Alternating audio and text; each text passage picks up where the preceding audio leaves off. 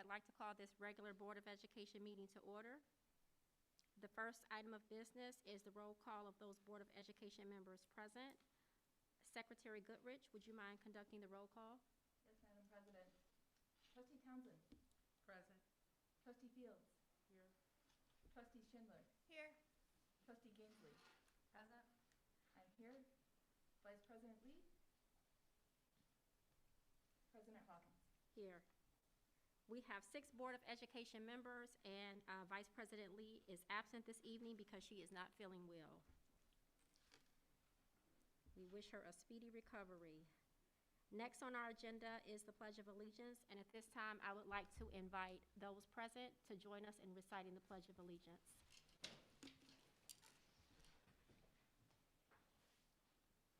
I pledge allegiance to the flag of the United States of America and to the republic for which it stands, one nation, under God, indivisible, with liberty and justice for all.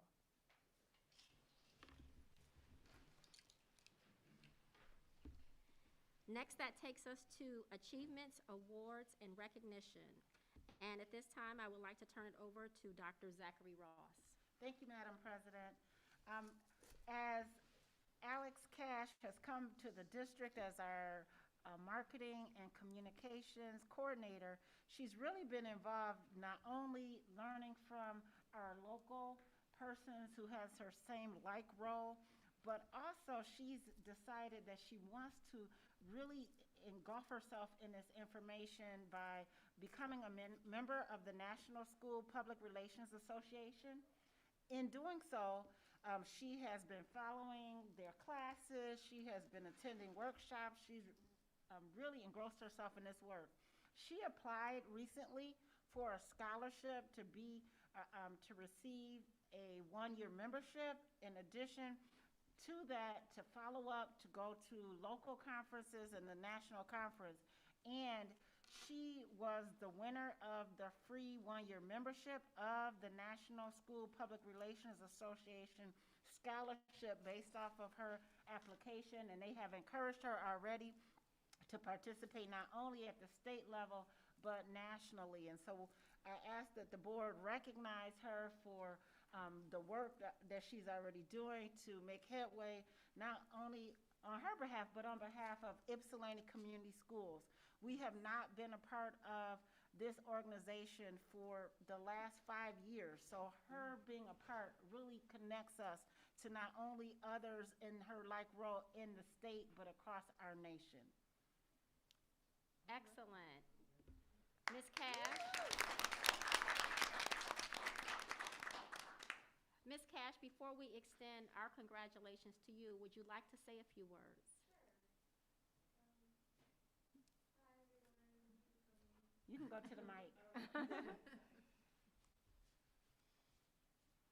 You might want to share about your class too, right? Okay, yes. Recently, I just enrolled at WCC in the graphics illustrator class just to learn more about making flyers and doing logos and things like that.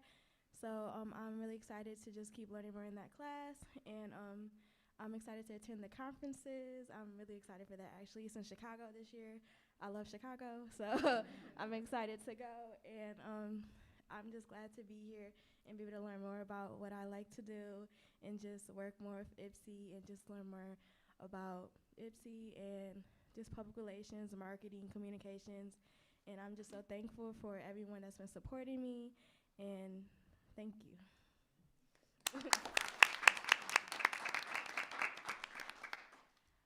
Ms. Cash, I know I speak on behalf of the board by just saying to you that you've been such a welcome addition to the YCS family. We are so fortunate to have you, and you are already making such a big impact, so thank you. And congrats.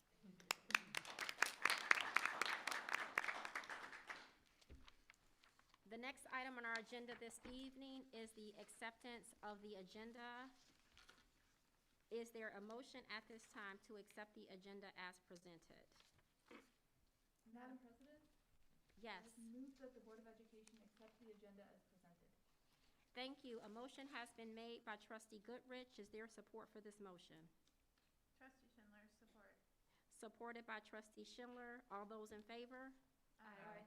Those opposed? Motion carries. Next, that takes us to our presentation for this evening by Dr. Lopez. This is our goal progress report, and at this time, I'll turn it over to Dr. Zachary Ross. Thank you so much, Madam President. We know with our new legislation, there's been changes as we've gone. Last year, you heard all about the ECOL, the ECO plan, the extended COVID learning plan. And this year, our legislators felt that it was important to continue to communicate with the board, to communicate with the public, sharing our data.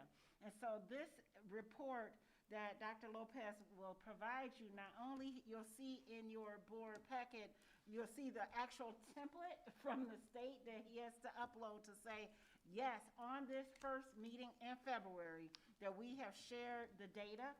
Some data, as I put in our board update, had not gotten back yet, but they know students are coming in, the NWEA testing window has had to be extended.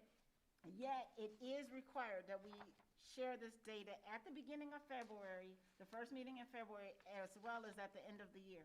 So Dr. Lopez will share with you, not just go through the report, but he'll share with you the overview of what this means and the highlights of our report based on our NWEA MAP scores. Thank you, Dr. Lopez. Good evening, everyone.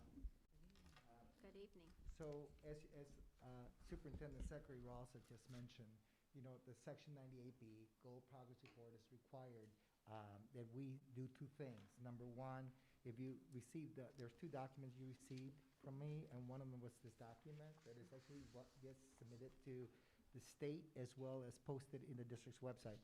But of course, one of the things that I want to talk about is a new process that Clark Rodefer, who is actually our data coach, has been working with me.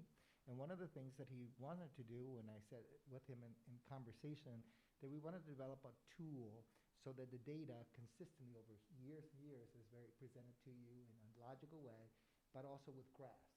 So with the magic that Clark could do, he went back and he created and transformed and created a document that now, for moving forward, you'll be able to get these reports and get the data the same way so that we all could see our subgroups, we could see how our modes of instructions are going, and so that way, and it's all tied into NWEA, okay? So I want to be able to be very upfront with this work because it was a lot of work, but in the process, for now moving forward, is just so tight, okay, and just very transparent. So in the process, and I'm going to share up here because I have 10 minutes, so I got to be quick, and I'm going to jump into identifying key points that you could take away, and I would like you to then spend your time with the report and finding, you know, more detail because you could see it. But I want you to understand it, and I want you to figure out that, hey, this is your guiding tool moving forward, okay? Mm-hmm. So doing so, I explained that the two components of this law is that we need to present on the goal progressions in February, like the Secretary Ross mentioned, no later than the first board meeting. And the second thing is a post presentation to the district transparency site. We have to post it as I mentioned. Our goal here in the district that we identify in my KIP moving forward was the YCS goal. As you can see it, the state requires that we identify middle of the year goal and then our end of the year goal for ELA and mathematics. For ELA, you can see that the goal for both in the middle and the end is the same. The difference is when that refers to the 2021-20 school year, ELA reading quarterly expectations to identify which priority standards will be met by the end of January 30th. And then the other one is which ones have to be met by June 11th. The same thing you see here for ELA is the same goals, et cetera, for mathematics. Pretty much standard for every district, but it's clear what we use and the instrument that we use here faithfully that the board has adopted as for goal setting, et cetera, has been NWEA, okay? So again, on this, I want to start with some good news, right? And I love when we have great news, and I want to share that with you. When I think about our district, I always think about the word resilience, because we're a resilient district. And we have been, since the pandemic started, we have led strong, and we continue to be headstrong forward. I want to talk today about the impact of when great minds come together and the power of working together and leading from the front. So today, the story I want to tell is about resilience, dedication, hard work, and perseverance, and the payoff that comes as a result of this work. It is a story about our learning community, how our teachers, our administrator, our instructional staff in general, and our families came together to create a pathway forward for our students to be successful, not only academic, social, emotional, physically, etc. Wrap around, through our intense student support networks, because it all comes to play, right? The next piece is this work was systemic, intentional, and led with precision. And as Dr. Secretary Ross always speaks, is the whole perspective leading from the front. Not behind, but really leading from the front, because we all know how important the education of our children is and how critical this time is. And moving forward, I wanted to highlight 3 takeaways that I would like you to walk away with, because I think Alina's very heavy into elevator speech, and make sure, Carlos, stay to the point. So the point number 1 that I want you to take away as you see this report and this data is here are the 3 great stories that we have here. Number 1, our overall student proficiency and growth as measured in NWA continues to improve over time. So that means that our in reading and mathematics as measured by NWA pre-pandemic norms, not norms modified after all the trauma and everything. We're using the pre-pandemic norms from NWA that are rigorous. And based on that pre-pandemic norms, we have seen growth for our students, and we've seen sustainability. And I will talk about those, and I will pinpoint the areas of strength and other areas that we're still working towards, right? The other takeaway is that when we disaggregate the data, it was very, very clear that our overall proficiency and growth for all subgroups as measured by NWA continues to improve over time. So in essence, you will see, when I point out the data, you'll see growth from our special needs students, outperforming growth like you cannot even imagine.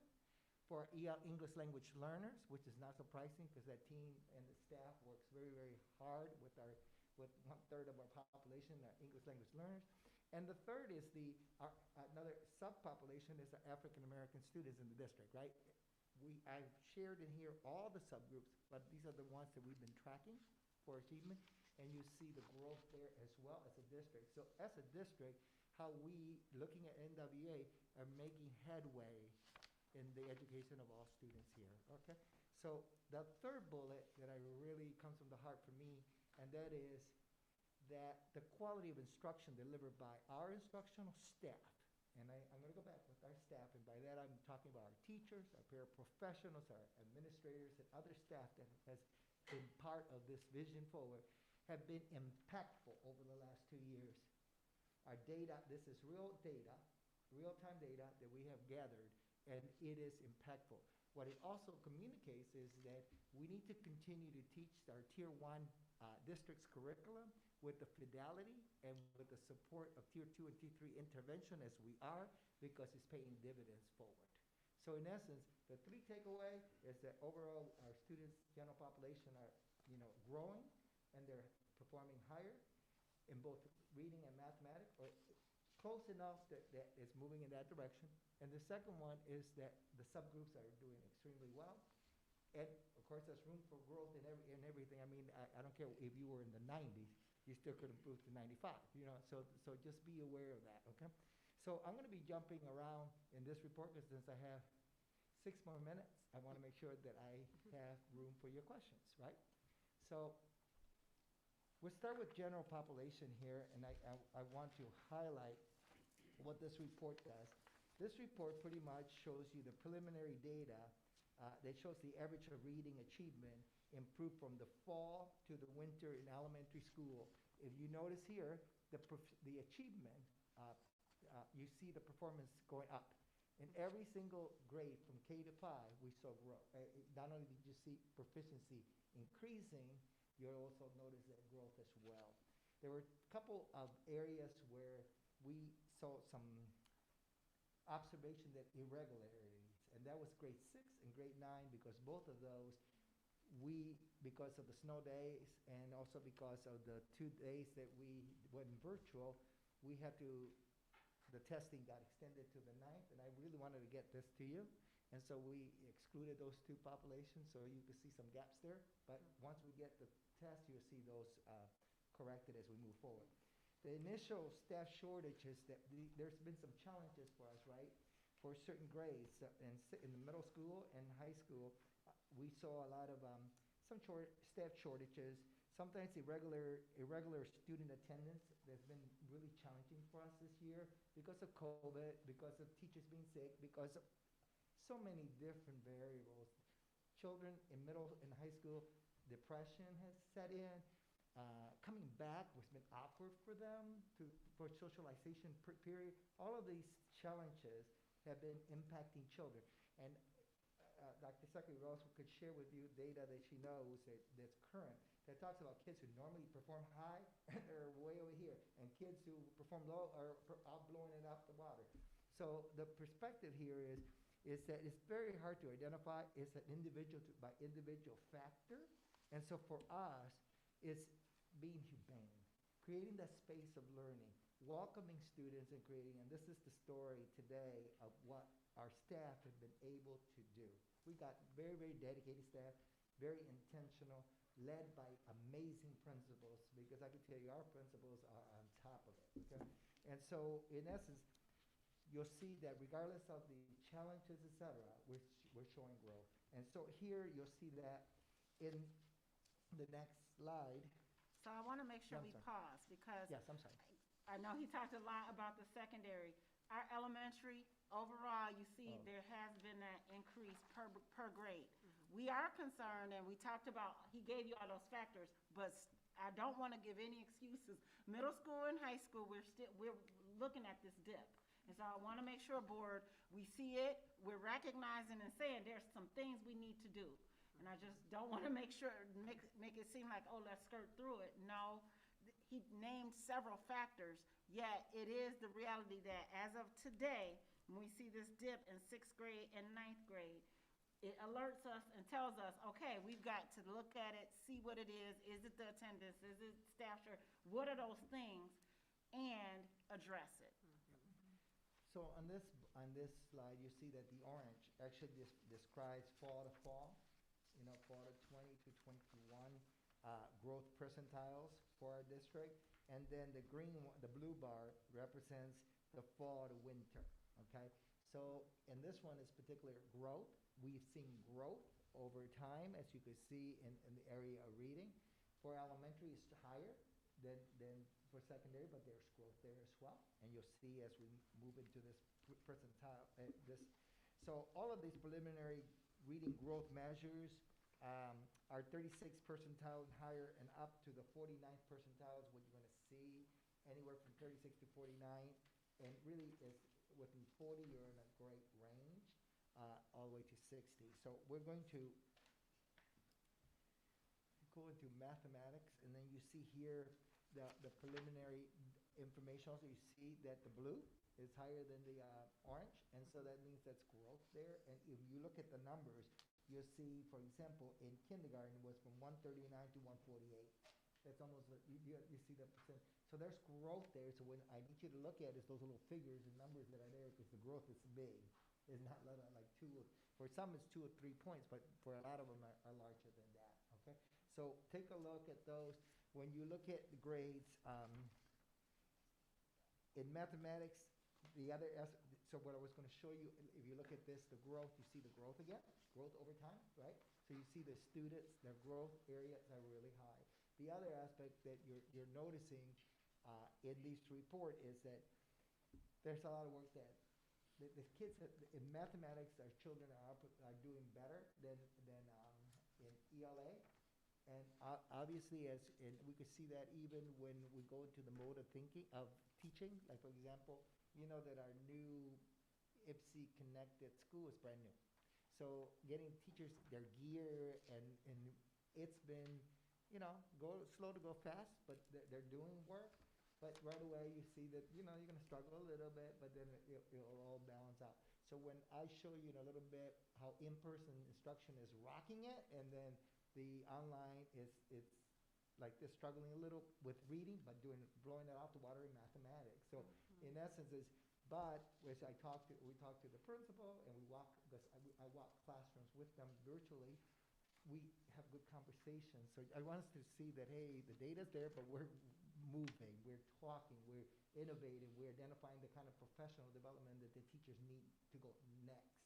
And so that's where why we're being impactful is because we're using real data, making changes there, and moving forward collectively with the staff, because, we don't lead this district, and Carlos said, we bring people to the table, and we collectively move to the next step, okay? So the next page that I wanted to show, Clark was wonderful in doing this chart for us. So the way, and I'll explain this chart. So you want to be in the blue on this other side. The red is, so highly effective, very highly effective is all the blue dots on the other side. On the top in the green, that's effective. Minimum effective is the yellow, and not effective is the red. What I want to identify for us to see in grades 9 to 11, when we're looking at reading, the reading score for us is averaging from 36 to 39. You need 40 to be high. So we're almost there in that cut score, but we've been able to sustain, again, using norms from pre-pandemic. So this is where Clark wanted me to highlight and accentuate that, hey, we're in the right track. And we could shift these children into the minimally effective and moving in that direction. Our mathematics was at 43 to 46, and 40 is the threshold, right? So I just want us to understand that as a point of reference, the Michigan Department of Education uses student growth percentiles, right? The SGP from the annual M-STEP and the my-access to test and evaluate instructional effectiveness from our teachers, our students, etc. The MDE cut scores, which is the same cut scores we use with NWEA, are and these are the cut scores for the ranges of effectiveness rating are anything below 20 percentile is ineffective. Between 20 and 40 is minimally effective. Between 40 and 60 is effective, and then anything above 60% is highly effective. NWA growth percentiles are calculated using the same methodology as the MDE student growth percentile. So the measurements are comparable. So that's why they do it. But while MDE scales for the SGP each year is changed and modified or lowered or whatever, the NWA calculation, on the other hand, has not. And we're using pre-pandemic, which makes it more rigorous, okay? So just be aware of that at this moment. And it just looks a little bit, but when you read it, I put the notes on the bottom of the PowerPoint. Please go to it. It explains it in detail, every component. I sat with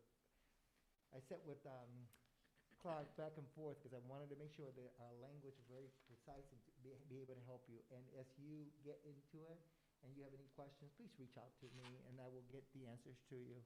Okay, so I want to go back and just pull out from here the special education. As you notice, you see the blue again. It's like, for example, on grade 2, it was in the fall was 156, and the new rate is 166. So you see that there are big increases here. So for our special education students in the district in reading, their proficiency is high. Watch their growth. Throughout every grade level, including the 9th grade, they blew it out the park, the students who tested. So I want to make sure that we're clear that we're growing students, et cetera. And this is something important and to celebrate. I want you to look at math because it's even higher. So for math, our kids all the way through every grade level improved, and then you see the growth in every grade level. Okay? So this is something to really acknowledge. It communicates that our teachers have been working hard with our subgroups, which is very, very difficult. Normally, during times of this, you would think that they would be struggling. To see a special needs student rocking it, not only that, let's look at English language learners. They were up there as well. So here's their proficiency. As you can see, the blue lines are higher, right? And they're by 10 or 3 to 10 or 15 points. Look at their growth as well, okay, in reading, okay? And then let's look at mathematics. They're normally more inclined to math. And look at their growth in math, much higher as well. So what I'll walk away for you is that we have rocked it with these two subgroups. I want to jump in because there's females. As you look over here, you'll see the male, and then I want to go to African American students. So when we look at African American students, you see also growth or performance, increased performance in reading and growth, mathematics and growth. And then you can see the growth that's taking place. The important here is that sometimes we're increasing kids in proficiency, but not in growth. So I want us to be very clear that we are growing students when it comes to growth in this district. And then I'm going to jump here and then go into, I'm going to skip and go right into modes of instruction. Okay? So on the modes of instruction, in person, under achievement, right, you'll see that we are growing, and you see the 1 grade level that struggling was 9th grade because we didn't test all the kids, and we're working on that, and that should increase as a result of when they finish testing all the students on Wednesday. And then here, you see the growth all over time as well, okay? Now, what you also see is mathematics. That's achievement. And here's here's growth. And you see the increase, again, the blue lines being very high in mathematics as well. Now, I want to show you the difference. We only have 1 grade level of each grade level in the new online school, that IPSI connected. We have 1 kindergarten, 1 first grade, 1 second grade. And so this is based on that data. I want you to know we're in 1 8th grade. And so basically, you see that there is high performance, right? And you see growth. But the growth is challenging here. And so it could have been that we have some new students, and according to the data, indicates that some of the students that are tested this time around were not the same students. The challenge here is because when we started, we had fewer students. Now we filled up the school, and so now we went from 59 students to almost, what is it, Alina, almost 300? Almost 300. We are almost at 300 students, and including that as a district, we're growing in numbers as well. Just the schools of choice of students who have applied, and I've signed I just know it because I've been here now 3 years, almost 3 years, and I'm noticing that there's an increase of students wanting to come to this district. Okay? So the thing that I also want to identify for distance learning, look at the mathematics proficiency, and then take a look at growth in math as well. So it's not that the children in distance learning are not growing. It's just, it's a new program. They got to get their gears, okay? And so we're working with that, and we'll continue to do so. I'm excited. The last piece is I put this in here for you so you can understand the dialogue. Remember, we were talking about the percentiles and all this stuff? It's right there. It's the last page. You have it. And I wanted to make sure that you're clear about this. And then what questions might you have? I know that I went really fast, but. Trustee Schindler. Thank you, Madam President.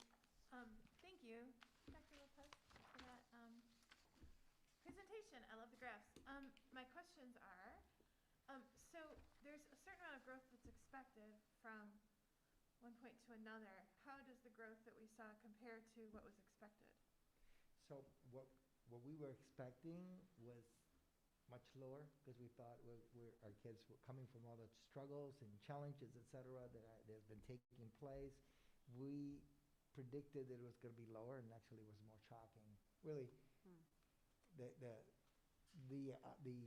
what comes across is that we sustain, like in reading, we have sustained very solid since the pandemic, and all the initiatives that our teachers have done to sustain kids in high, the rigor as well as the phonemic awareness and all of this have paid off totally.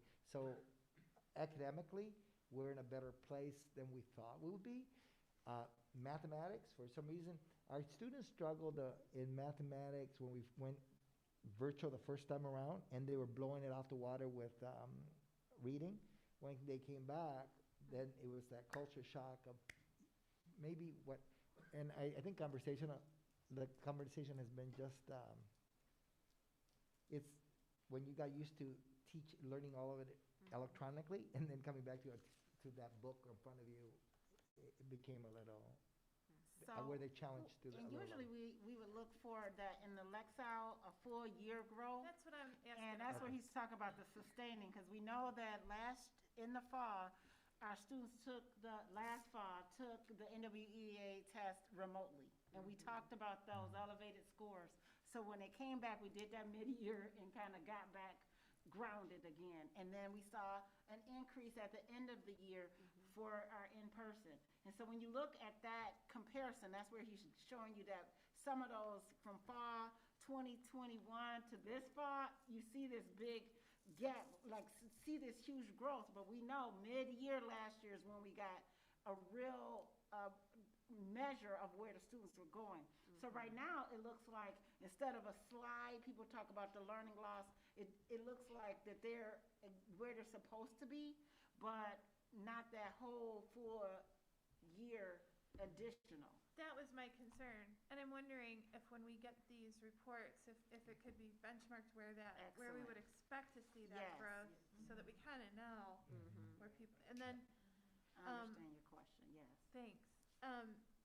And then also, and I know that this is going to be messed up by the cohort, I have the word cohort on my screen, by the pandemic, but it would be great to see the growth by cohort over time, like fourth, so that we can really see what's working for kids in specific years and so forth. Yep. We could do that too, like we've done in the past. Thank you. Good, thank you for bringing it up. Trustee Goodrich? To piggyback a little bit on Trustee Schindler's questions, and the things I have are not necessarily things that I expect to address tonight, but I'm curious if there's any way in the data we might account for the movement of students within those cohorts, because I know that the pandemic has brought a lot of disruption to the community that we serve, and that makes it's one of many things that I realize makes it incredibly challenging to get really reliable data during the pandemic. So I truly appreciate how difficult it is to parse these data. And at some point, I would love to do a deeper dive on these, perhaps during part of our MyKIP work, but I don't want to take a lot of time on data nerd stuff right now. We could do that. So I want to be clear, is it a movement like in terms of in-person and then it went to remote? I'm sorry, I wasn't clear. No, like the students who might start in the cohort and then go elsewhere, or students who enter the cohort who were part of it originally. Thank you. I get it. Trustee Townsend? So just looking at the data that we have, especially in your middle school years, my question is, how are we utilizing our resources, our support resources that are outside, like the village, when I say that? We have resources like after-school programming, things such as that. How do we have data from kids that probably attend those sessions, how have their grades increased, or how they could possibly support us, especially with the staffing shortages that we have, and how we can work together to address some of these things? We've shared our data. We've asked, especially with example, our learning lab with Park Ridge, we've signed an agreement. We've asked for parents to sign. We have not received that back from Washtenaw Community College, any data yet from that, but we did sign an articulation agreement. And we're interested in having that same, I know that was part of the conversation during our learning lab visits. Yes, Trustee Goodrich? Thank you, Madam President. I forgot one thing that I had in my notes, and this might totally be cherry picking, but we know how much students often struggle with transitions, and I noticed that some of the most notable dips were in 6th grade and 9th grade, although not across all subgroups. So I know that we work on this constantly, but it made me curious about whether there were any other opportunities to help provide support to smooth those transitions that we know are challenging for our students. I think one of the beauty today was having a great meeting with our middle school administrator, because we're doing performance review. And the beauty is how intentionally, with a lot of precision, the 4 administrators that are there came together. And if you go to the middle school, it's like day and night. It's so calm. Teachers are teaching. You don't have all the disruption. You got middle school kids, so once in a while. But basically, most of the students are really focused. They're in those classroom learning. It's so quiet. Every time I walk into the middle school, there's no craziness. I mean, it's just the organization.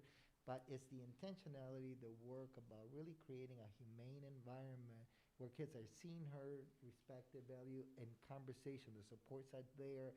But I think the biggest piece is that they've got looking at the data, triangulating that data to really personalize it. Now here comes Nina, who is responsible for the academics, and her whole dialogue today from Nina and with Turquoise was all about the academic, because now they could get into deep academic work to really target intervention and support the tier 1, tier 2, all those I think there's a lot of intentionality, a lot of work.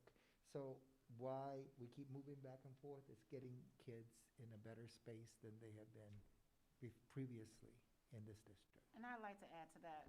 The conversation today was about rethinking middle school instruction. Knowing that the kids had not been in school, they are more like, unfortunately, like an elementary setting.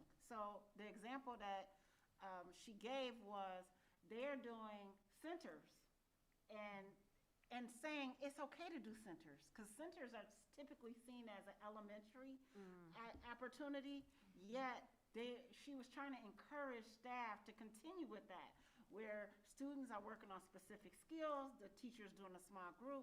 And I know it doesn't look like middle school typically, yet we were encouraging that conversation and encouraging her to move forward, because the data is saying that some students is almost, we've talked about that Swiss cheese.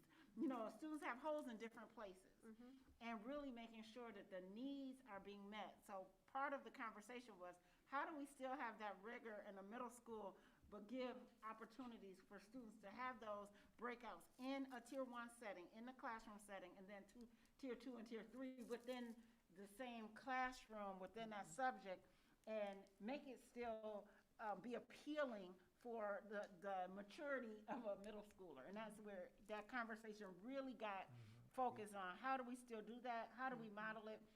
And we talked about with teachers who are ready, encourage it, push it. For teachers who need support, go in and have the instructional coach go in there, give example, or watch in another classroom where we see it happening well. So just to follow up a little bit on that conversation, it did start off with, since the culture before it was middle school was all about, you got to stay in your seat. You can't leave out of the, now that that's eliminated, and students, when they talked about the calmness, they're now getting into, okay, we can do these things, and we want to encourage, we want to encourage them to kind of let go some, to say, you can go and you can learn here in this space, and you can learn, and I can take this small group like you see in a typical elementary setting. Because you're right. If you look at the data, 6th grade and 9th grade, those transitions.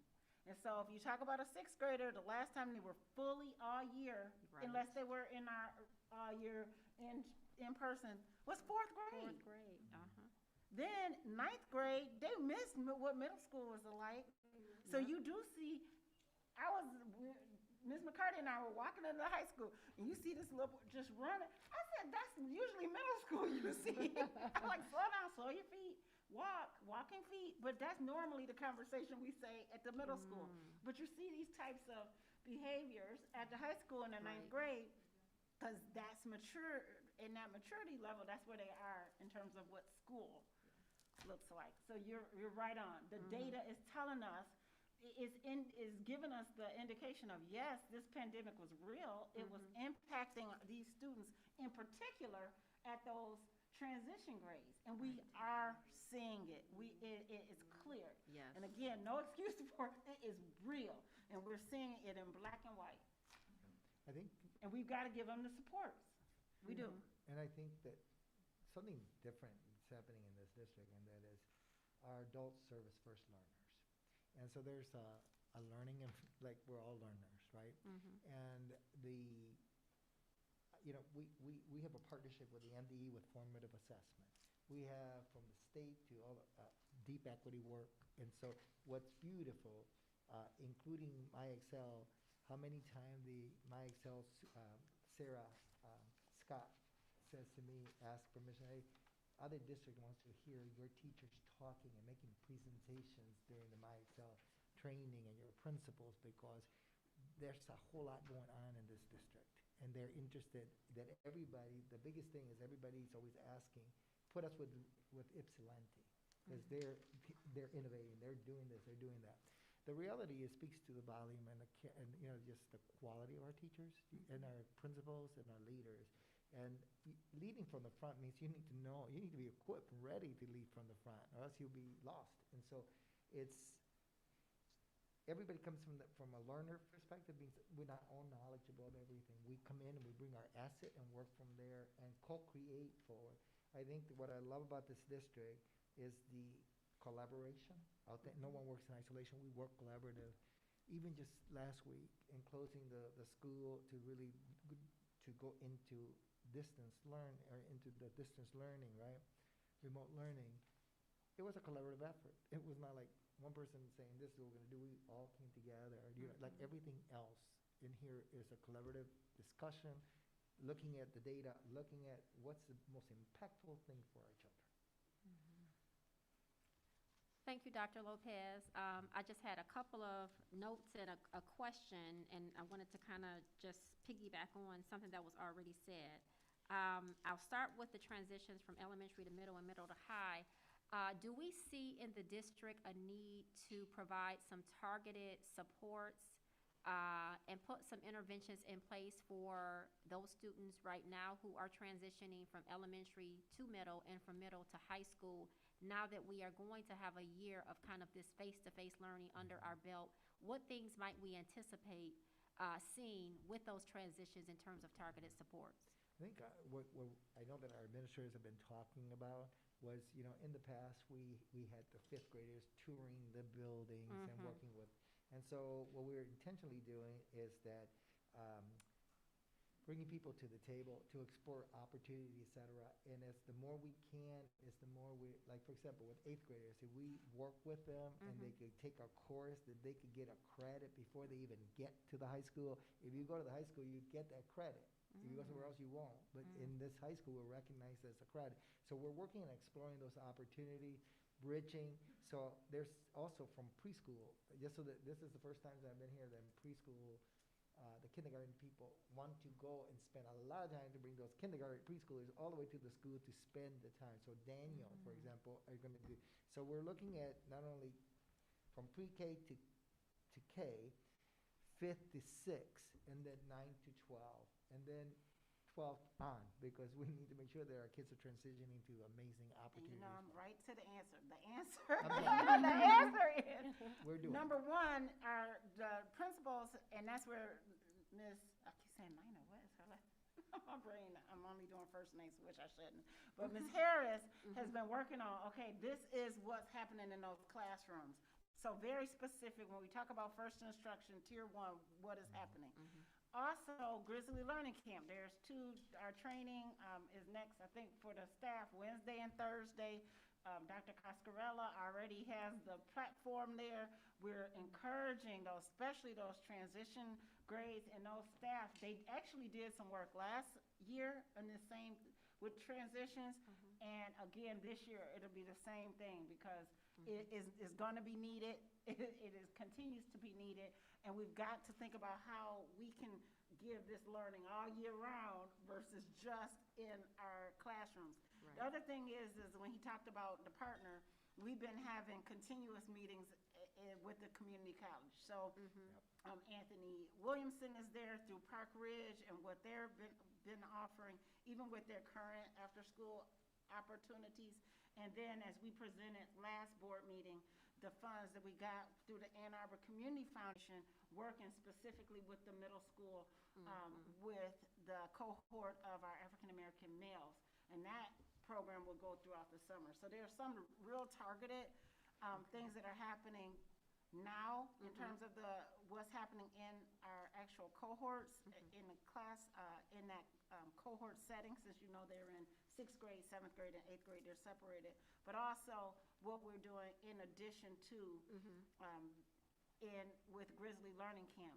Unfortunately, some of the after-school programs, even with Park Ridge, aren't filled right now. I don't know what, the opportunities are there, but people, and I know students work, they've got sports and all those other things, and that was one of the concerns that the community college had is, we're offering this, but can you keep pushing it out? So you'll see, we pushed that out through Ms. Cash, a couple of other programs that you've seen recently, yet they're not filled. And so the offer is there, yet, and it could be childcare, there's a lot of factors, yet there are opportunities after school for our students. And as, of course, we're working hand in hand with Will Spots and Bright Futures, who are also after school each day. Okay. Thank you. And then my last two, I wanted to just, I guess, highlight one thing that I think is important to note, especially when we're talking about the middle school. When there was a transition in leadership, when Ms. Neal came on board, before she could finish her first year, we went into the pandemic. And so I guess to just look at this, just to kind of put it in context, to look at this data and see that even in spite of the transition in leadership, in spite of the pandemic, and this leads me to my comment, which is not only do we want to lift up the tremendous work that our educators are doing in the classrooms and in the buildings, but our parents and our students. And it takes me back to what you said originally, the resilience, the dedication, and the perseverance. That cannot be understated. I agree, and I'm going to go back with the whole perspective from the pandemic, from the onset of the pandemic to this entire journey. All I've witnessed have been gratitude. No complaint, everybody diving in. And I think when you spoke about that pool, and either you stand and you look, or you dive in and you rescue, that's what I saw, the generosity of all of our, I don't know if you remember, but from the initial pandemic, we saw our staff and our parents and our community delivering food, delivering supplies, delivering our technology team, our bus drivers, everybody, food service, providing service. Yes. And I think that along with that comes the whole perspective, we were looking at the whole child. And this is not just about the academic, this is about the social emotional, it's about all of it. And I just think at the end of the day, it's about saving lives through our actions. Yes. And I think that what everybody has shared is that I think the parents jumped in. I don't know, my personal opinion is our relationship got stronger with our families as a result. We're growing because people are seeing us as being responsive. So it's not magical, it's we intentionally committed and we redefine who we are and what this vision is.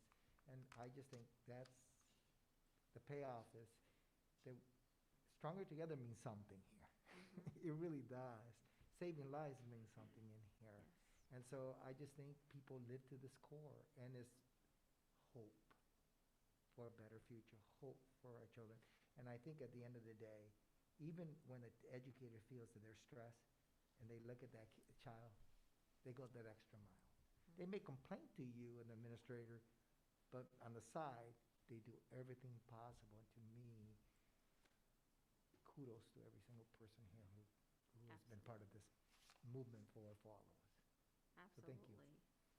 Thank you, Dr. Lopez. And I guess my last thing that I want to say is that I appreciate this presentation, not only stopping to talk about the successes, but also, Dr. Zachary Ross, you paused us to talk about those areas of opportunities and growth that we recognize that is being lifted through this data and the work that we still have yet ahead of us. So thank you so much for all of this incredible data for us to kind of reflect on. Thank you so much. Thank you. Any other board questions before we let Dr. Lopez get up and go back to his seat? All right, thank you so Thank you. much, Dr. Lopez.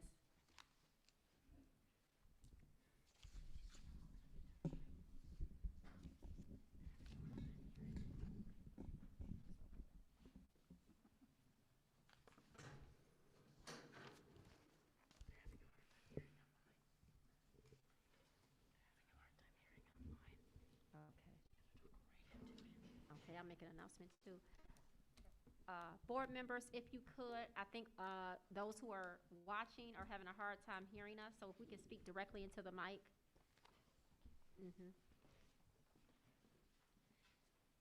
Next, that takes us to item 6, public comments. Ms. Haynes, are there any public comment cards that have been submitted?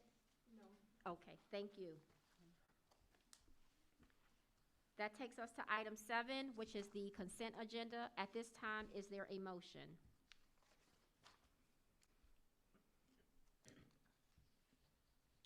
Madam President, I move that the Board of Education approve January 24th, 2022 regular board meeting minutes. Number 2, personnel matters as per the presented listed dates dated 1/31/22, new hires, resignations, and retirement. Thank you. A motion has been made by Trustee Fields. Is there support for this motion? Trustee Gainsley, support? Supported by Trustee Gainsley. All those in favor? Aye. Those opposed? Motion carries. That takes us to item 8, action item under Human Resources, and we have the approval of our Beatty Early Learning Center Principal Employee Contract. And at this time, I'll turn it over to Dr. Zachary Ross, who will turn it over to Ms. McCarty. Thank you, Madam President. As you know, we have a talent management team who is led by Ms. McCarty, and that team has come together to review applications and have interviews and do a vetting process for the Beatty Early Learning Center vacancy.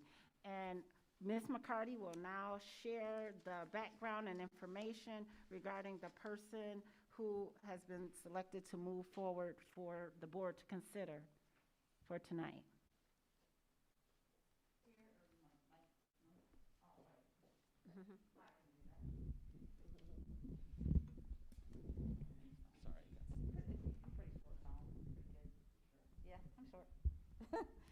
Good evening, Madam President and members of the Board of Education. Thank you for your time tonight. I'd like to present for your consideration candidate Erin Bradley. Erin comes to us most recently from Genesee Intermediate School District. She has over 21 years of experience in public education. She got her undergrad at EMU and her master's at the University of Michigan. She's certified not only in early childhood, but also in elementary, as well as K-12 learning disabilities. Erin has served as a Head Start coordinator. She served at the college as an early education instructor. She served as an actual Head Start classroom teacher, as well as a special education classroom teacher. And the talent management team, as Dr. Zachary Ross indicated, went through the whole talent management interview process. We did the questions, we did the performance task, and we did the fit to school. And the team, as well as the superintendent, are offering Ms. Bradley for your approval or consideration. Thank you, Ms. McCarty. Are there any board questions at this time?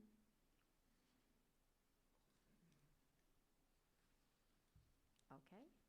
Seeing none, we will go ahead and make this motion, and then we will invite the candidate to say a few words. Thank you so much, Ms. McCarty. Is there a motion at this time? Madam President, I move that the Board of Education approve the Beatty Early Learning Center Principal Contract of Erin Bradley with a commencement date of February 21st, 2022. Thank you. A motion has been made by Trustee Goodrich. Is there support for this motion? Trustee Townsend, support. Supported by Trustee Townsend. This is a roll call vote. Trustee Fields? Aye. I vote aye. Trustee Schindler. Aye. Trustee Townsend. Aye. Trustee Gainsley. Aye. President Hawkins. Aye. Motion passes 6-0. Congratulations, Ms. Bradley. Would you like to come to the mic and say a few words? I just want to thank you for the opportunity to get to know this district. Ms. McCarty kind of talked about my background, and I really hope that in the next 6 months or so I can really learn Ypsilanti, learn the Head Start program here, get to learn the staff and the students, as well as I've had the opportunity to learn the students in Genesee County, and then just work on building relationships and moving the program forward. It's an honor, absolutely. Thank you.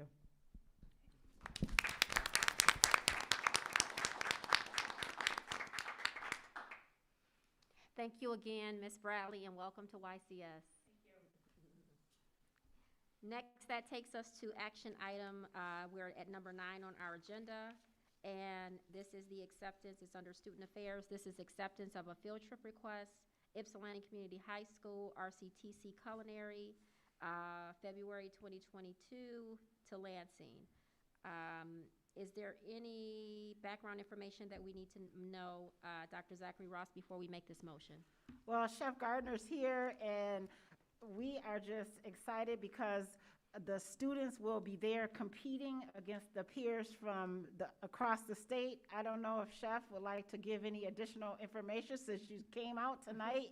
And we are just excited that you're present tonight because you do so much in our district. And just to see you, to say thank you. And if right now, for the work that you continue to do, we know that during the, Madam President, can I take a liberty? Absolutely. During the pandemic, our students continue to get the ServSafe test and accreditation. They continue to work even in ways to be unique about being distant, and they were excited about coming in person. And Chef just went with the flow. He was like, I'm going to take this as a challenge and move forward. And as you know, and the public might not know, he really does have a diverse group of students. He serves from the students in a most challenging special needs to the most gifted. He services students who in the classroom sometimes they find it difficult, but they come right there and you see them operating in the kitchen, you're like, wait a minute. And he does such an amazing job. But what he did during this pandemic was unbelievable. And it just shows you, it demonstrates what our teachers have had to do, how they've been innovative, how they've been creative, and really had the students in their interest in mind. So I just wanted to thank you, since you are here, to publicly say how much I appreciate what you do. He also, not only what he did for students, we know we have our Sunshine Committee. I can tell you, I was personally in my kitchen cooking this cheeseburger soup. And last year, every month we did something fun. And in February, we made some kind of lemon tart, I believe it was. Apples tartatan. Apples tartatan. I told him I was in a meeting. I was trying to do the thing, and I couldn't. But I said, I'm still here watching because he showed it. It was like a real cooking show. He had the cameras. And so not only that focus on students, but focus on how do we keep encouraging our staff. He brings treats to them. And I just am appreciative of you. So I thank you for the liberty, Madam President, because I can't always say it publicly. They're in that building across, so sometimes I know they might feel disconnected, but we feel like you're right here with us, and we thank you. Thank you so much. And any opportunity to brag about my students, I will definitely take that opportunity. So this year, I have the most amount of students RCTC has ever taken to this competition before. I've been taking students since 2007 to this competition. So I've got a very long history with this competition. Out of these 8 students, we have 4 students from Ypsilanti High, we have 2 students from ACE, and 2 students from Lincoln. So we're bringing the entire greater Ypsilanti area to this competition with the best students from every single high school that we have in the area, which is just amazing. What is another great thing is out of the 8 students, 3 of them are juniors and will be returning next year. So I'm hoping that for next year we have some really, really big outcomes this year. It's all about getting them the opportunity to go and test their skills amongst their peers from across the state of Michigan, and with a little bit of luck, maybe someplace else, like down in Houston, Texas. So thank you very much.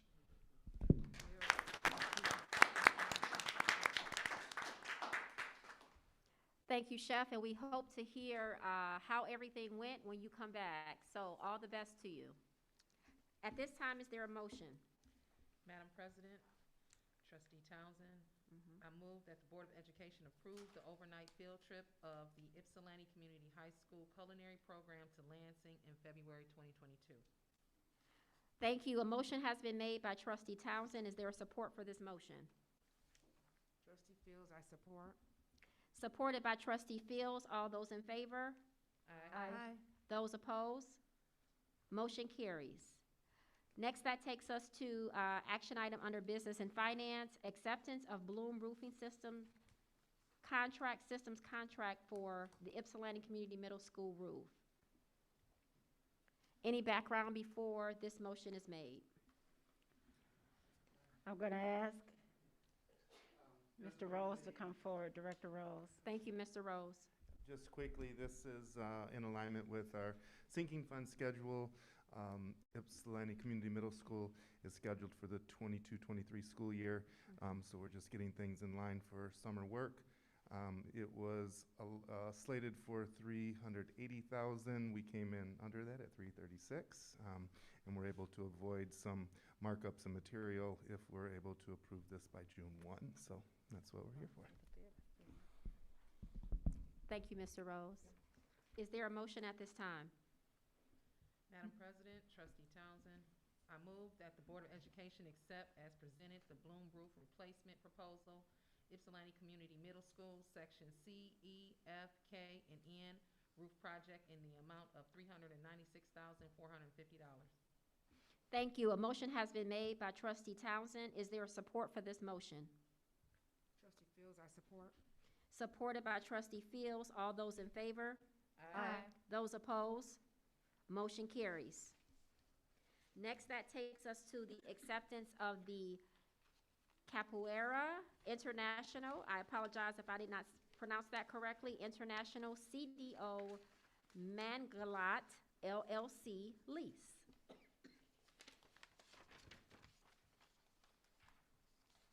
Any background before this motion is made? Mr. Rose? Should have just left you up here. Again, this is a first-time lease rather than a renewal, so we want to bring it forward.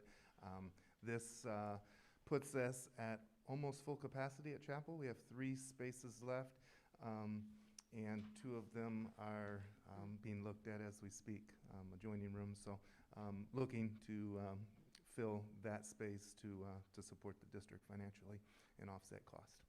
Thank you, Mr. Rose. And this is a 6-month lease, and then it will align with the yearly lease from July to next June. Yes, it is a little bit odd, but we keep all of them under a year. So we did the 6 months and then a year rather than 18 months. Okay. And that will bring them all in alignment with fiscal year with renewals July 1. Perfect. Thank you so much. Is there a motion at this time? Madam President, I move that the Board of Education accept the Capoeira International CDO Mangalo LLC lease. Thank you. A motion has been made by Trustee Goodrich. Is there support for this motion? Support. This is Trustee Gainsley. Supported by Trustee Gainsley. All those in favor? Aye. Those opposed? Motion carries. Next, that takes us to a donation from the WISD and the Washtenaw County Mental Health Public Safety Preservation Millage Mental Health Donation. Is there a motion at this time? Madam President, I move that the Board of Education accept a donation from the WISD and the Community Mental Health in the amount of $5,000 to support ACE student and staff mental health. Thank you. A motion has been made by Trustee Schindler. Is there support for this motion? Trustee Townsend, support. Supported by Trustee Townsend. Any board discussion? All those in favor? Aye. Those opposed? Motion carries. Thank you for this generous donation that will support our ACE students and staff mental health needs. Next, that takes us to action item number 11 is where we are, and that is the selection of the 2022 MASB Board of Directors candidate. And I would ask the board to turn their attention to the information that was shared with us by Ms. Haynes, so that we may decide on which of the 3 candidates we might move forward, so that they can be, it can be recorded and sent in by Ms. Haynes. Board members, would you like maybe just 2 minutes to review, and then we can have a discussion, or are you ready to discuss now? All right, let's take a minute and a half.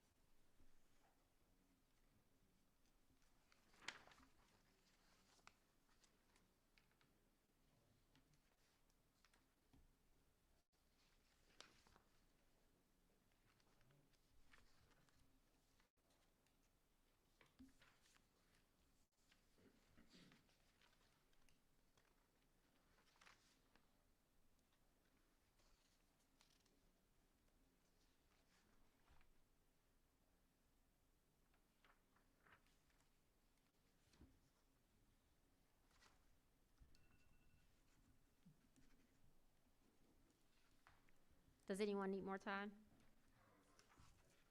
Okay. We are open for discussion on these 3 candidates. And to remind the public, we are looking at Guillermo Lopez, Lansing School District, who is the incumbent candidate, Susan Martin Zelser, Monroe Public Schools, and Michael McVeigh, Saline Area Schools. Trustee Goodrich. Thank you, Madam President. I'm going to try to be brief. I appreciate that both Guillermo Lopez and Michael McVeigh reached out, I think, to all of us in advance of this meeting. So it was good to hear from them and some information in addition to what's in the packet. I really appreciate the background that Susan Marlin Zeilser has and some of the work that she's done, and that she's been engaged especially in the legislative work of MASB. But it's hard. I'm trying to be very objective. Since Michael McVeigh is local to here and a colleague at EMU, I've had the opportunity to interact with him a lot around issues that I think are very relevant to what we face. And of course, he's here in Washtenaw County, which I think is also, it's nice to have someone representing us who is from our county and knows some of our local issues. We do have some representation, of course, in that we have a member at large from Ann Arbor who's also serving on the board of directors. But you know, it's evident how much Michael McVeigh has really thrown himself into the MASB work and also his work as president of WASB, and run into him everywhere at every school board related event, and he's leading professional development at Eastern on universal design for learning, which I know aligns with so much of what we're trying to do here. In what I have seen so far, he is the candidate that I am inclined to vote for right now, and I'll be quiet and let other people speak. Thank you, Trustee Goodrich.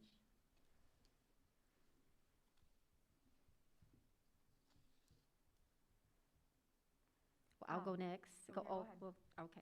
I will just say that I did appreciate the candidates who did reach out. I do appreciate that Mr. McVeigh did lift up students. I always look for that when I'm looking through materials to see if candidates are talking about students. I did also appreciate very much that Guillermo Guillermo. Guillermo. Thank you. Woo!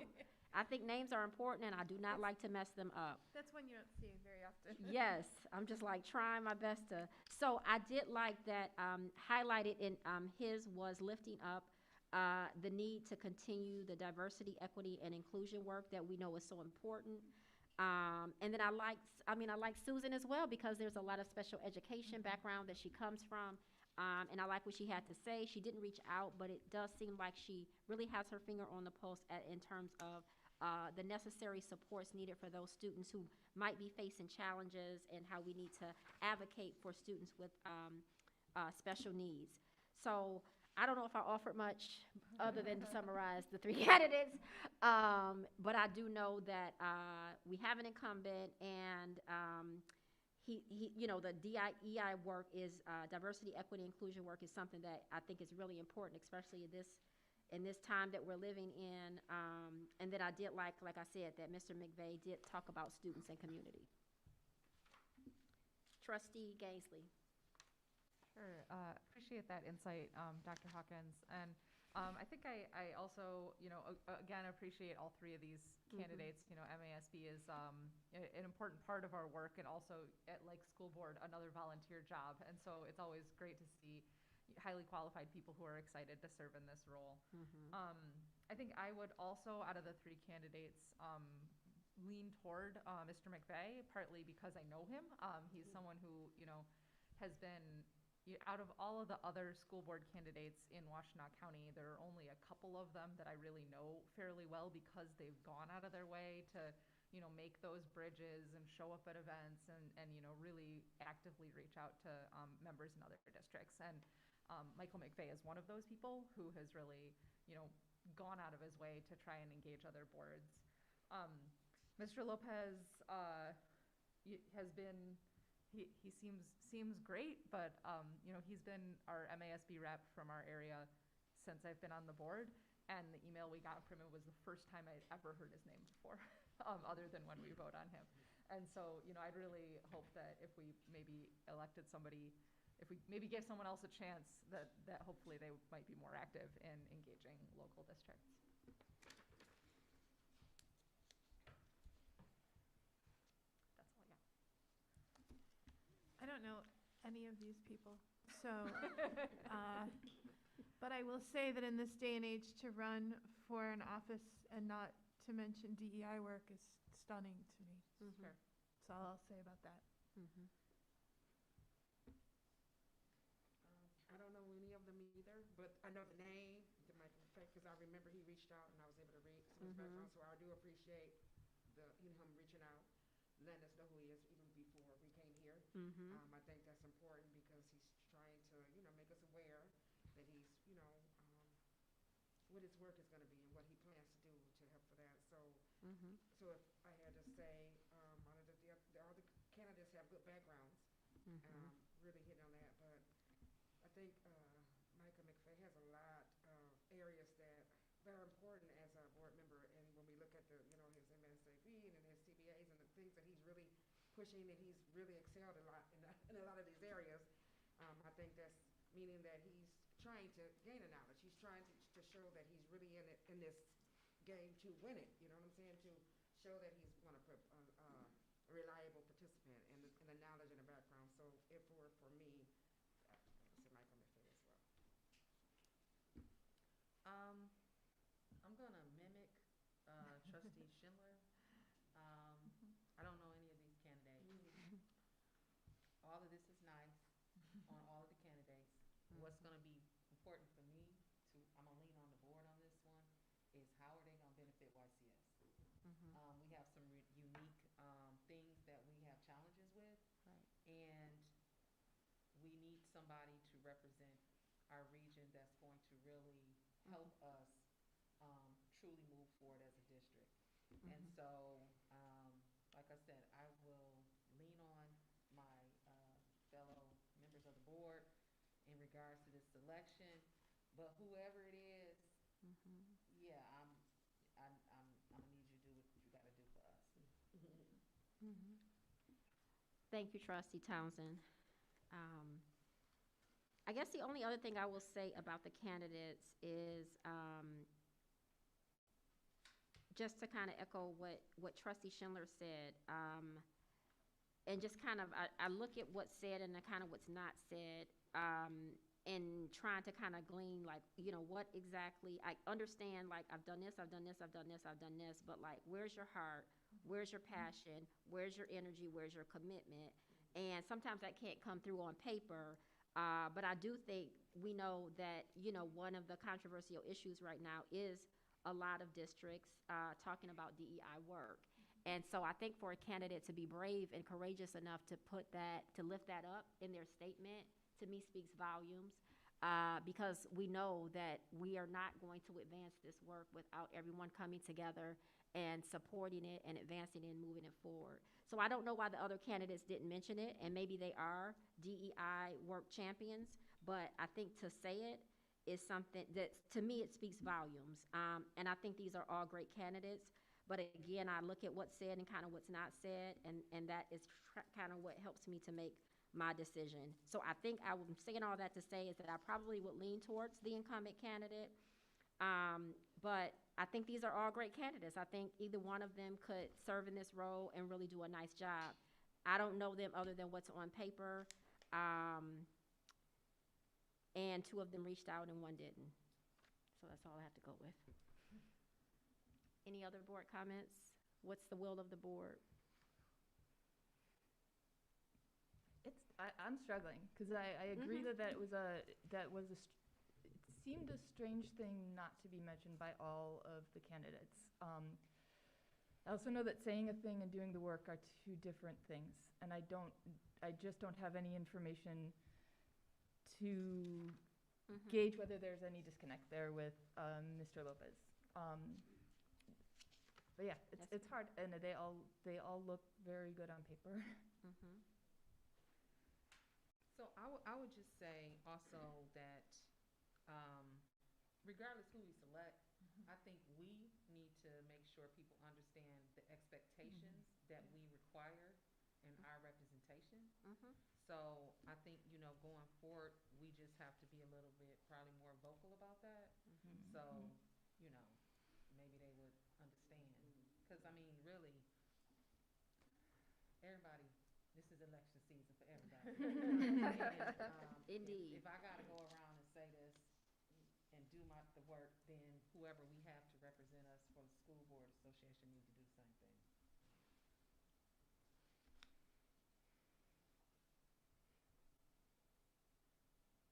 Well, we have three. We must choose one.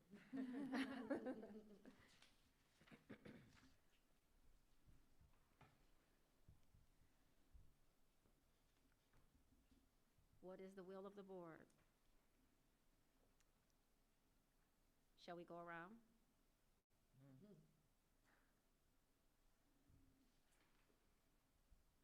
Don't want to put anybody on the spot, but I will. I can start. I'm happy to be put on the spot. Thank you, Trustee Schindler. Go ahead. I'm just going to say, again, that I don't know any of them. But yeah, the Saline School Board and the Monroe School Board have both been beset by anti-equity forces in the community.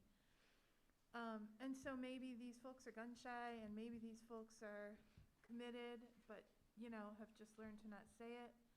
But I think it's important to say it. I think we're here because our students need us, and the research and the practice show that you have to be loud and you have to be intentional about DEI work.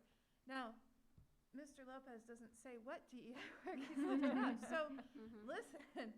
But he is the only one who mentioned it, and it's the work of the school board, I believe, strongly. And I think that, I mean, we're not going to get anywhere with anything else until we get to more equity. So that, for me, just speaks volumes without any other information on them. So there we are.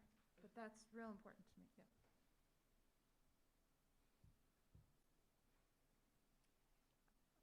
I'll chime in too, since it might save us time. But yeah, I think that I you know, certainly I appreciate the argument, and I appreciate having this conversation publicly and at the board table, because that it's important. It's on the record to, you know, think through these things. So I would agree with the other folks and the points that you brought up. And I think that, you know, and I personally would be happy to reach out to the other candidates that we didn't select and let them know that this is why, because I do think that that's important for, you know, for us, this state. So with that, I guess I would back Mr. Lopez. Thank you, Trustee Gaisley. Good point. No, I just saying that was a good point. Both Trustee Schiller and Trustee Gaisley. They've never really thought about, we see all this stuff. Truly a good point. But if you can say what you're trying to say in one sentence instead of a whole page, it makes a difference. That's so true. I'm just saying, I didn't really think about it like that, but I can go back over and look at that. Right. And you can say it in one thing, and you know what you're talking about, instead of putting a whole page. And then that makes a big difference. Thank you, Trustee Fields. And I just want to chime in and say one other thing. I also think that what you put down is important, right? Because I always look for what people say and then what people don't say. And while we don't know if the other candidates are lifting up this work, I think it does say something about you being brave enough to, as I said before, to highlight this is something that we're committed to. And so when we think about, as Trustee Townsend pointed out, when we think about holding our elected officials for MASB accountable to the work, we can go back to what they said, right? Because if you didn't say it, we can't really hold you accountable to that because you didn't mention it.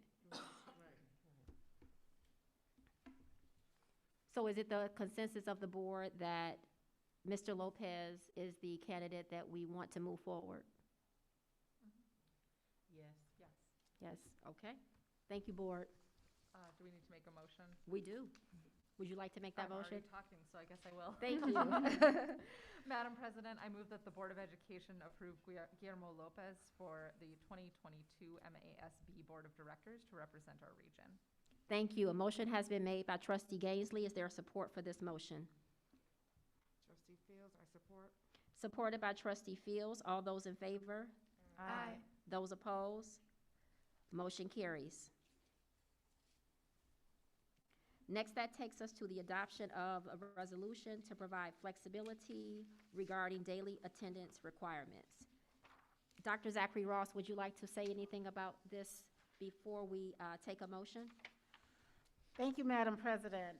First of all, I'd just like to appreciate MASB, appreciate Trustee Secretary Goodrich for bringing this to the board's attention, this resolution. We know that as superintendents, it used to be, as Dr. Cascarella talked about earlier today, as superintendents, the main thing we would just talk about is snow days. That was like one of the hardest decisions that no one would ever be happy with either decision, no matter what. Now we are faced with many more pieces to that. It's much more complicated. So it even took me to, and this was in the MASB notes before last week, but it took me to last week when we had one day we used as our inclement weather day, and then 2 days we used as the 5OA day. And last year there was so much flexibility. There was flexibility in terms of if we did not meet the 180 days of school, if we didn't have 75%, we would still get full funding. They've clarified this year a little bit. They've said, you know, if you have school, then you'll get any percent that comes. So if you have 35%, I know this sounds little, but 25% of school in Oakland County stayed open for their students after the Oxford incident. And they only had 25% of their students show up. But they said at the MASA conference that they were happy that they were there for the 25% who showed up, and they want to get credit for the day. Right now, it gives you credit, so they would only get 25% of that day's funding if things remain the same now. YCS has now 10 days in which we are below the 75%. Yet, each of those days, we hovered very close to 75%, and we know for those students who were here, it meant so much. It meant that they had a safe place to be.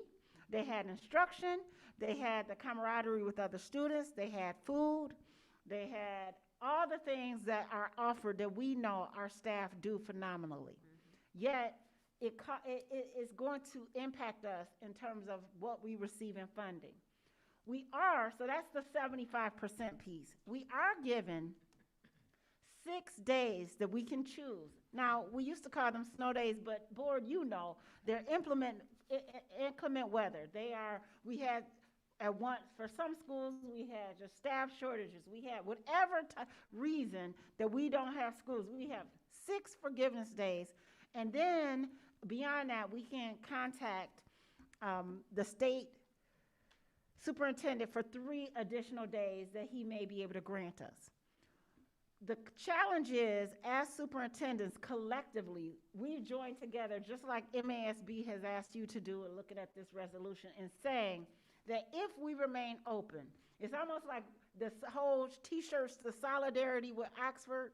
This is a true show of solidarity at this point with not only the Oxford, because it really has impacted Oakland County schools, but all schools that have had days below 75%. They're saying that they don't believe legislators will take away the 180 days. And so the push is for honoring any day that we have in person, in school, not necessarily in person, but even virtually. If you have school and you're below 75%, that we're asking for this to be counted as a day of school, especially right now when we know that there have been districts that have been out because of quarantining, especially at the beginning of the year when people needed 10 days and staff shortages. But if they offered instruction, we're asking our legislators to count the day. And so we've been, even against, I know some of our staff were very upset for Thursday and Friday to do the remote. It is the sign of solidarity that we are asking the legislators to count these days. Count the days. It definitely impacts us, but if we think about across our state, the staff shortages, when we think about especially Oakland County and Oxford, to me, this is the ultimate show of solidarity. And so this resolution provides information, and they've asked not only to give this to our local officials, our state representatives, but also to send to MASB as a sign for every school district, hopefully in the state, that will come together, because we know that the more voices come together around this, the better. And if we have not seen anything else, we need flexibility this year. We need to honor the efforts of our staff across this state who come to school, knowing that there aren't necessarily all of them will come, but for those who show up, it makes the difference. And we know the teachers are the ones. The teachers are the ones who they come to show up. They don't come to see me or Dr. Lopez, but they come for that teacher. They come because the teacher knows them, is able to nurture them, able to give them that sign of peace and relief. And so this resolution joins us with all others.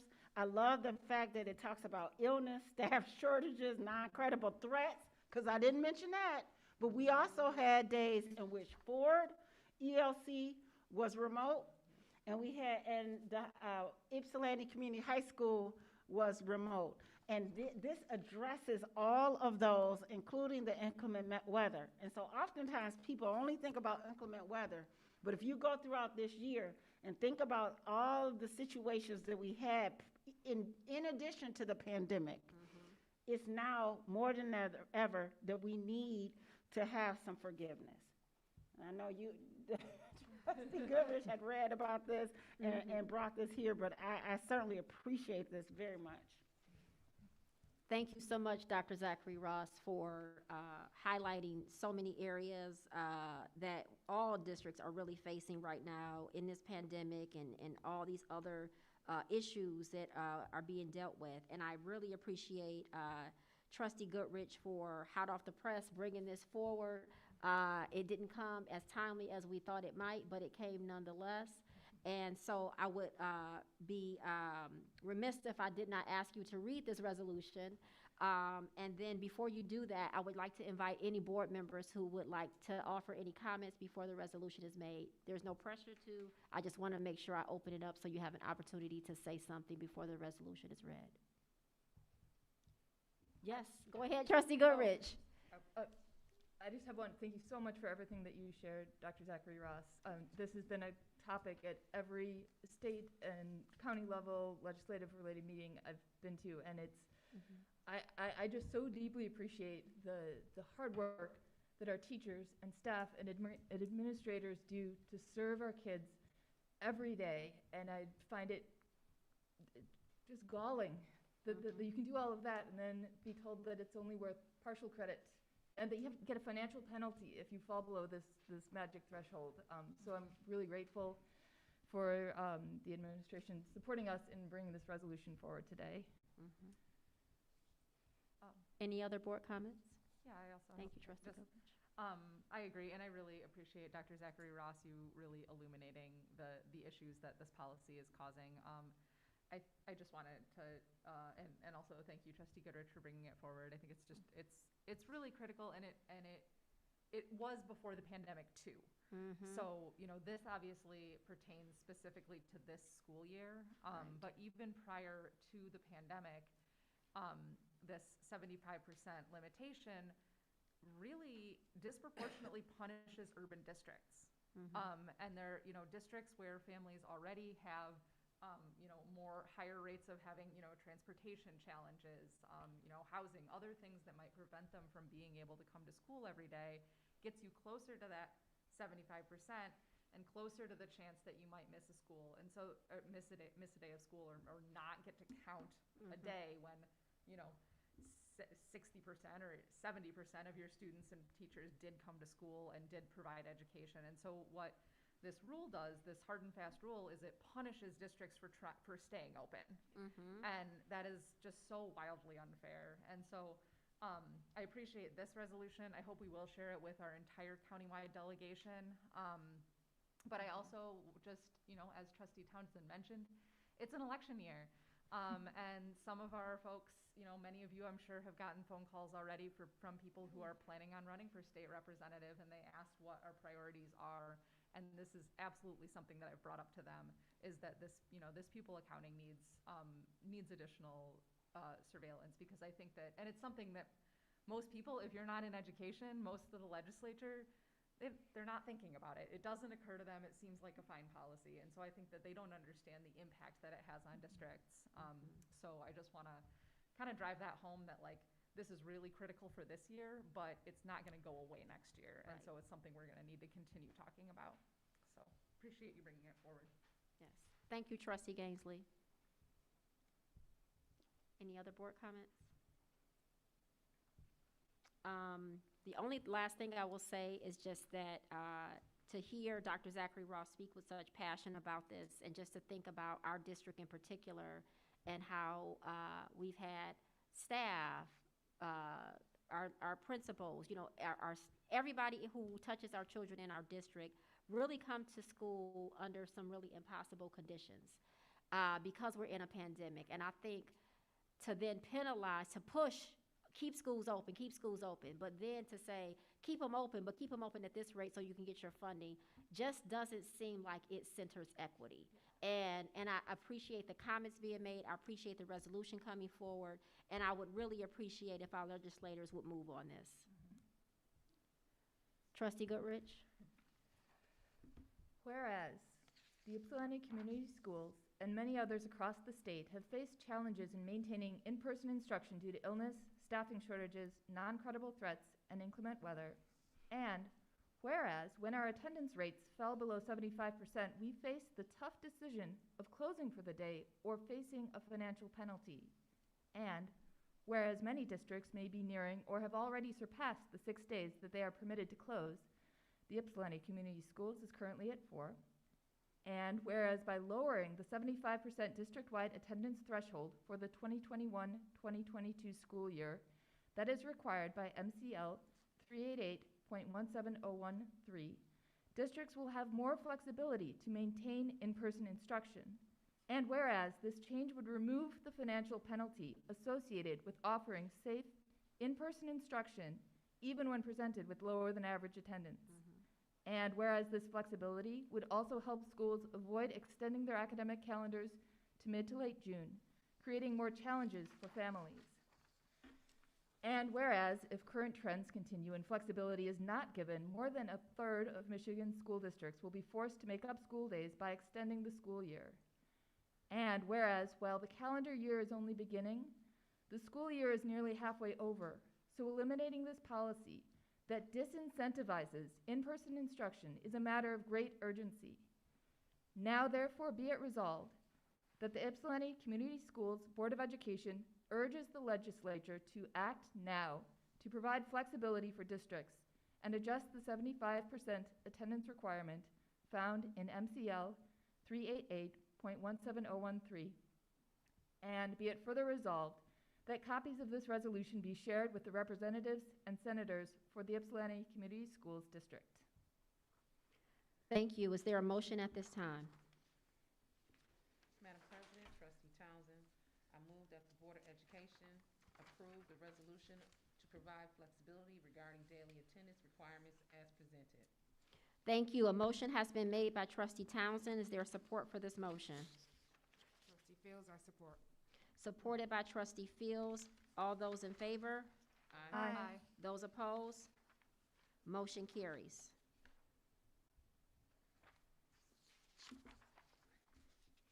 Next, that takes us to our second public comment of the evening. Ms. Haynes, have any public comment cards come in? No, Madam President. Thank you, Ms. Haynes. Next, that takes us to board superintendent comments. Are there any board comments at this time?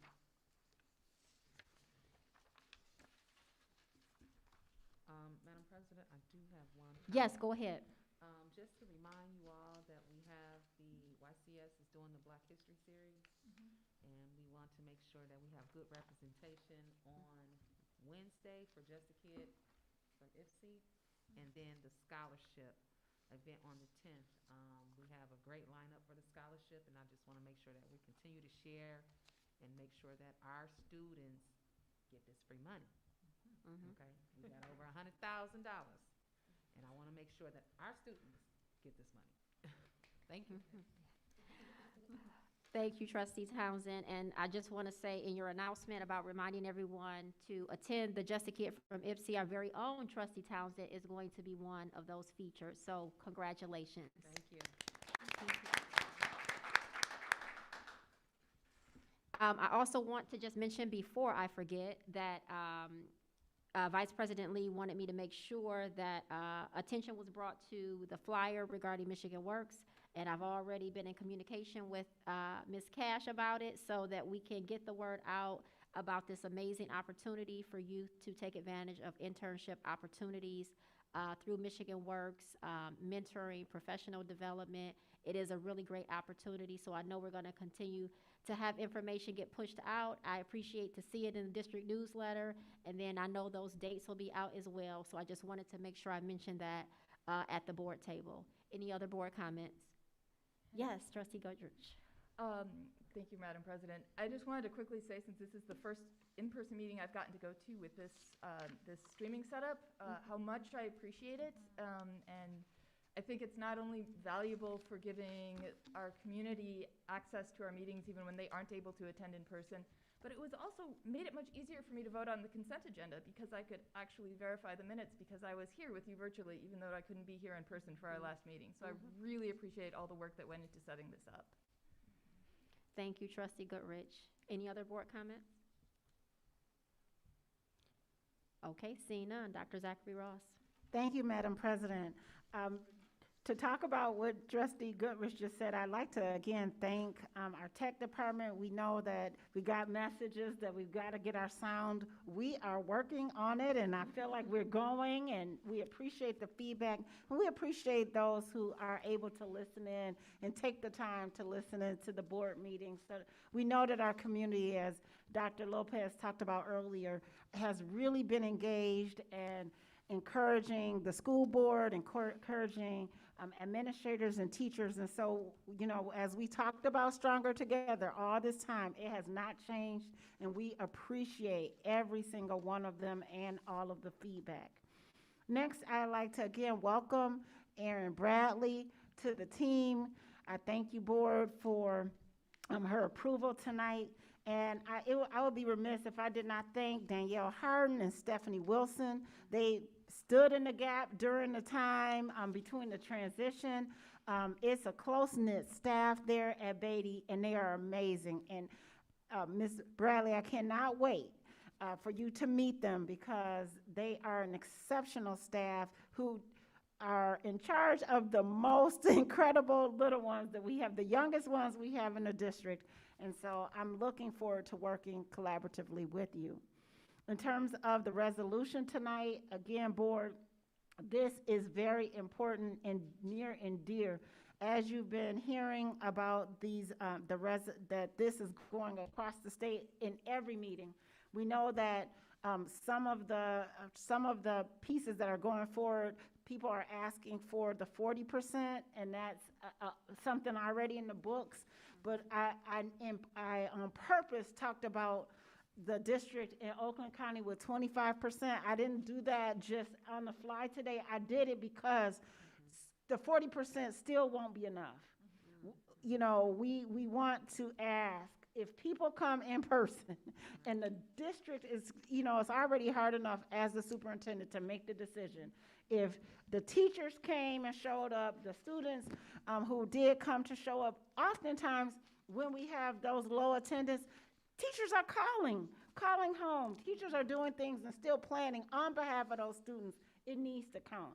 So thank you very much for the resolution, and we will be sure to spread that widely. In terms of that, I'd like to commend our staff, because again, with the weather last week, it was certainly a challenge. First, our grounds crew led by Director Rose, they have just been amazing. Not only are they worried and concerned about sanitation, but then when the snow comes, they want to make sure that, especially they always ask, can we have practice? Athletics, and they're like, let me make sure first the sidewalks are as clear as they need to be. Let's make sure before, I believe that Wednesday, that was Friday, before Director Rose informed his staff it's going to be cold, his whole team. So they had every door open in the buildings to ensure that the heat and air was going through. All of them worked together collaboratively to make sure that our pipes didn't freeze, to check the buildings, to be as proactive as possible. And so I want them to know how much we see them. We see you. We appreciate you. Thank you for going above and beyond, because I know it sounds real simple, but opening up all the doors. I was at Estabrook when they were doing it. It's a lot of doors at Estabrook. And they had all of them open so that flow could go. And it's the little things that sometimes people don't see. Like you talk about on the outside, people won't even know that happened. That was a thing to try to keep them all open. They had props and different things to keep them open. But that's how much our staff collectively cares. That every single room, every single office, they cared about that detail. And so it's not only just cleaning on the outside and making sure that the sidewalks are clear, but even on the inside, the proactive work that team has done. And then all the staff who, even when students weren't showing up on Thursday and Friday, they were calling. They were reaching out. They were saying, hey, we still are having instruction. And it's those connections. It might not be a whole day of instruction, but the connections, to know that somebody's reaching out to you, to think about, okay, do you need anything? The social workers were reaching out. The nurses were concerned about medication and all those things. And so I appreciate them. We have been talking to the board about the new legislation with Head Start. And I want to address that because many staff were still wondering, like, FERPA, HIPAA, can you know about all these things? I just want to make sure that everyone knows that this was from the president's office down, that anybody who serves Head Start had to be vaccinated by January 31st, or we had to have a medical or religious exemption on file. And so the Human Resources Department, Transportation, Food Service, Grounds and Operations, everyone who has any interaction with Head Start was in this. We thought originally it was teachers and teacher assistants, but it was everyone. And we know that it was a challenge. We understand that people felt like, you know, how are you asking me about my medical situation? But there was not flexibility. We know that Michigan was one of the states that it did not get approved. And so if you're asked about it, it was a federal mandate.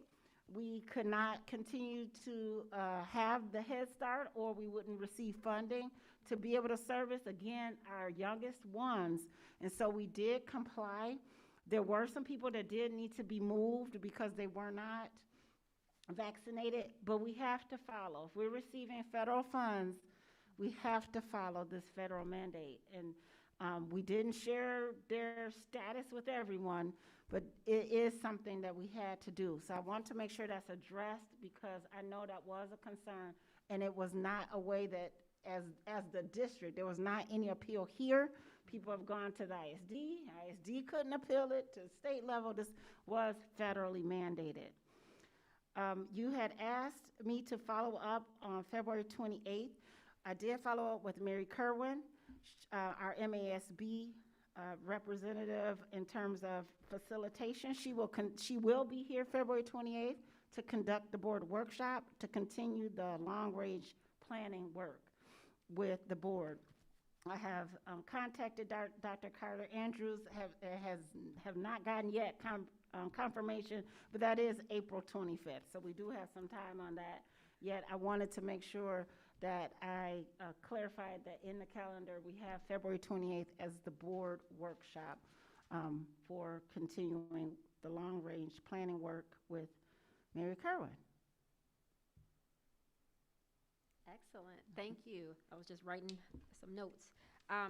Dr. Zachary Ross, I wonder if I could also ask you to speak to, again, I know we talked about this at our January meeting, but just if you might briefly, you and Ms. Nayak might briefly talk about the millage. I know that there might have been some confusion or perhaps even some misinformation that was out there about the millage, and if we could just maybe reiterate, if you don't mind, you and Ms. Nayak. Thank you. And I don't know if Ms. Nayak, would you like to start, and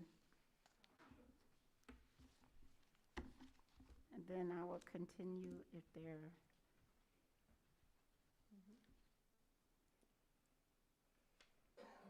So during the last board meeting, we adopted the resolution for the millage renewal. This is our local millage renewal that we collect the local tax levy on 18 mills. The way the funding to the school works is we get part of it from the state and part from the local. State assumes that we collect 18 mills from the local and gives us the rest of the money.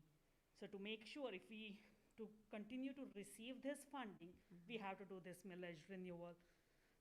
We have current millage renewal was approved back in 2017. We have it until December 2022 to ensure that we receive this 18 mills through the next 10 years. That's why we are asking for the millage renewal. And we wanted to make sure, and Ms. Nayak has already created a timeline in terms of communication, but the main things that we wanted to communicate was that this is a continuation, so no additional monies for those who have businesses here. This does no increase to our homeowners and their taxes. This renewal is for 10 years and is for non-homestead, but even for our businesses. We know that our businesses are partners with us. And so this continues, it remains the same. There's not increases to it, it just extends it. And so we want to make sure that we communicate that clearly. We have some preliminary flyers that we're working to have, timelines, so that especially as we get close to May, because the election is May 3rd, So as we get closer, we'll put more and more information out. Again, all we can do is give people the data, and they have to decide for themselves if they want to continue it. And we want to make sure it's actual, factual data, that there's not increases to our business partners that we appreciate, and this does not impact the homeowners. Absolutely. And again, the law allows us to collect 18 mills. You will see on the ballot it says 18.0731, and that is only to ensure to, if at all the Headley rollback applies, then we get the full 18 mills, not 17 point something. So, Thank you so much, Ms. Nyack, and thank you, Dr. Zachary Ross. Trustee Goodrich? I just want to ask a really quick clarifying question. So as the district, you are only allowed to share factual information about this. I know historically we've had grassroots community efforts when we have had similar millages that we're able to help get out information in a more pointedly pro-millage way. And I guess, where do we sit as board members in that communication loop? Thank you for that. In terms of the board members still have to follow the package. That I know that was in last board meeting board packet, but it's still the neutral factual pieces. We have some friends. I know I'm looking at a friend. We have friends that can certainly advocate different ways and very specifically ask voters to vote a certain way. We are putting it on the ballot for consideration, and we're sharing these facts. I'm sorry, I have a question. Yes. So when the flyer comes out, board members can share that flyer, correct? Okay. So and again, with the timeline that we are proposing, there will be flyer, there will be actual website link that anybody can go to and see all the information. There will be FAQs. All of those will be available on our website. And so what the board can do is encourage our other leaders to go to the link and review the facts. Yes, because So that they can share correct information. Yes, Okay. the flyer will just give the facts, and I know we have to correct it, the one flyer. I would suggest that we review that. I know that we had some information, and so we can read it more carefully, but when I've been in this situation in previous cases, like on the board of the Transit Authority, board members as political figures and elected officials are allowed to say, I personally am voting this way. I encourage you to vote this way. The district and the district-funded communications cannot say anything like that. But you, as a politician and an individual, can say, vote yes, for example. Thank you, I do believe as long as it's not on like district Yeah, email, not you're on- right. yeah. It's that nuance. You can't Thank use you. district resources for it, but you as a politician, absolutely. Thank you for that clarification. And I thank you guys for clarifying that, because I've had a couple calls, Yeah. and I just didn't quite know how to answer that, because I mean, even though I Thank said you. that, but that wasn't enough. They needed, they was like, oh my God. So thank you again for clarifying that, and hopefully Trustee everyone has Gaines. the right information today, and it becomes available so they can also see it as well. Absolutely. So they can become, And they can call us and we can ask for other things too. Yeah. Yes, we can point to the January meeting. It was public. This meeting is public, and the facts are what were just read. And I know the one concern that was lifted up by community members was, is there going to be an increase? Yeah. The answer is no. That's it.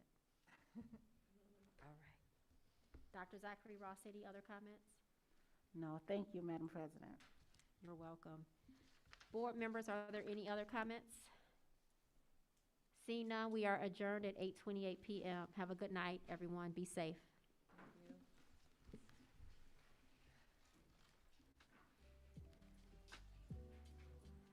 I am loving